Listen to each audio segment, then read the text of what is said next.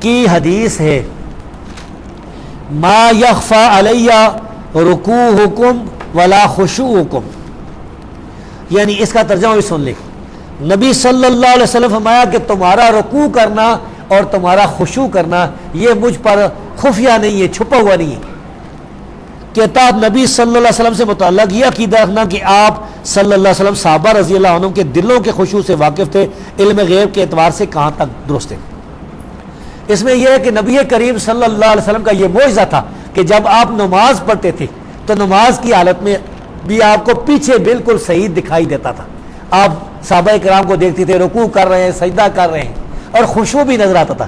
خشوع کی دو حالتیں، ایک دل کے اندر خوف، وہ یہاں مراد نہیں ہے. ایک خشوع یہ کہ ایک آدمی نماز پڑھ رہا ہے نا اب تو کہتا ہے وہ ناک سے نکالتا ہے پھر دیکھتا ہے،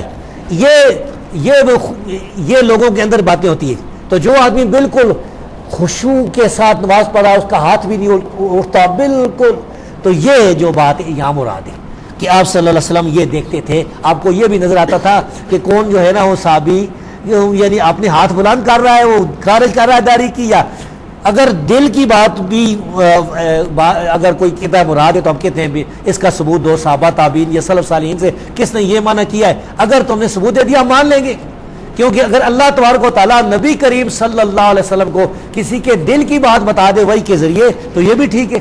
جب اللہ بتاتا تھا تو معلوم تھا، اور جب اللہ نے نہیں بتایا تو نہیں پتا. قرآن کریم کی آیت ہے، اللہ فرماتا ہے کہ مدینہ کے اندر منافق بھی ہیں، لا تعلمہم، اللہ فرماتا ہے تو نہیں جانتا ان کو، نحن نعلم، ہم جانتے ہیں. اس طرح اور باتیں بھی ہیں. نبی کریم صلی اللہ علیہ وسلم کی حدیثیں بھی، مشہور حدیث آپ نے سنی ہوگی کہ ایک یہودی عورت نے رسول اللہ صلی اللہ علیہ وسلم کی دعوت کی تھی، گوشت میں زہر ڈالا تھا، زہر بھی انتہائی خطرناک تھا. رسول اللہ صلی اللہ علیہ وسلم نے اس میں سے ایک بوٹی جو ہے نا اپنے منہ میں ڈالی تھی، منہ میں ڈال کر تھوڑا سا چبایا تھا. فرشتے نے آ کر بتایا کہ اس میں زہر نکالے، وہ تھوک دیا، لیکن وہ اتنا خطرناک زہر تھا کہ اس کا اثر آپ پر آئے. آپ وفات کے وقت بھی یہ فرماتے تھے کہ میں اس زہر کا اثر محسوس کرتا ہوں، میری انتڑیاں کٹی جا رہی. اور ایک صحابی بشر بن برا بن معذور رضی اللہ تعالیٰ عنہ وہ شہید ہو گئے تھے، اور پھر ابو داؤد شریف کی حدیث ہے اس عورت کو قتل کیا گیا تھا. تو اگر آپ یہ جانتے تو وہ ادھر سے اس کو روک دیتے نا. سوال نمبر 3، صحیح بخاری اور صحیح مسلم کی حدیث ہے، نبی صلی اللہ علیہ وسلم سے پوچھا گیا کہ آپ صلی اللہ علیہ وسلم نے ابو طالب کو کیا نفع پہنچایا، تو آپ صلی اللہ علیہ وسلم نے ارشاد فرمایا اگر میں نہ ہوتا تو وہ دوزخ کے نچلے حصے میں ہوتا، میں نے اسے پکڑا اور باہر کھینچا، اب صرف اس کے پاؤں دوزخ میں ہیں اور اسے سب سے کم عذاب ہو رہا ہے. اب اہل حدیث حضرات کا نبی صلی اللہ علیہ وسلم سے متعلق زبان کھولتے ہوئے مطلقاً کہنا کہ آپ کسی کو کچھ نفع نہیں دے سکتے کہاں تک درست ہے؟ بھائی اس کا جواب سن لیں. ایک بات یہ کہ اس وقت جس وقت ہم دنیا میں زندہ ہیں، نبی کریم صلی اللہ علیہ وسلم نفع نقصان کسی کو نہیں دے سکتے، نہ نبی صلی اللہ علیہ وسلم نہ کوئی اور انسان جو فوت ہو چکا ہے.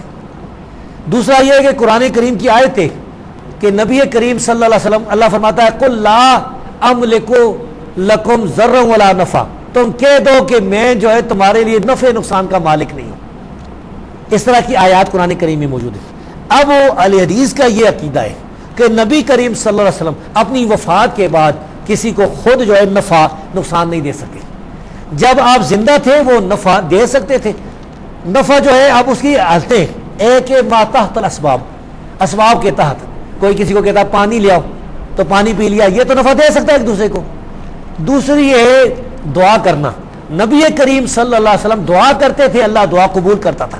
تو یہ دعا والی بات ہے. یا آپ نے جب اس کو دیکھا ہے جہنم میں تو اللہ سے دعا کی ہوگی اور پکڑ کے باہر نکال دیا، لیکن یہ جو نکالا بھی ہے اس کا جو عذاب ہو رہا ہے نا تھوڑا عذاب، اس کے ساتھ اس کا دماغ بھی کھول رہا ہے، یہ بھی صحیح حدیث ہے. تو یہ بات بالکل صحیح ہے، ہم مانتے ہیں برحق کے کہ نبی کریم صلی اللہ علیہ وسلم کی دعا قبول ہوتی تھی. اور اس طرح اور بھی نیک لوگ ہو سکتے ہیں جس کی دعا قبول ہو اور دعائیں قبول ہو جاتی ہیں. ہمارے گاؤں کا واقعہ ہے جی، ایک آدمی جو شاعر تھا، جنگی نام تھا، وہ شاعر تھا. ہمارے ایک رشتہ دار نے اس کی زمین پر قبضہ کر لیا. اس شاعر کا دیوان بھی چھپا ہوا ہے، جنگی شاعر تھا اس کا نام، لیکن جو رشتہ دار ہے اس کا نام نہیں لوں گا. اس نے اس کی زمین پر قبضہ کر لیا.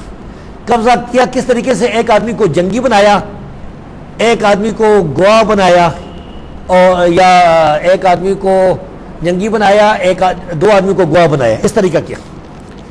انگریزوں کا دور تھا، تحصیلدار کے سامنے جا کر جہاں پر وہ رجسٹری ہوتی ہے اپنے نام رجسٹری کرا لی، سال کے بعد وقت جب گزر گیا تو اس جنگی کو اس جگہ سے، یہاں پر ہزروں کا جو اب بسوں کا اڈا ہے نا، یہ وہ جگہ تھی قبرستان کے ساتھ، تو اس جنگی کو پکڑ کر پولیس کے ذریعے ہمارے رشتہ دار نے باہر کھینچ کے پھینک دیا تھا اپنی زمین سے۔ تو وہ اس وقت دعائیں کرتا تھا، بدعائیں کرتا تھا، وہ کہتا تھا کہ تجھے اللہ تعالیٰ پاگل کتا جو ہے نا تجھے کاٹے، وہ اللہ سے یا اللہ اس کو چلا کتا لڑا، وہ یہ دعا کرتا تھا۔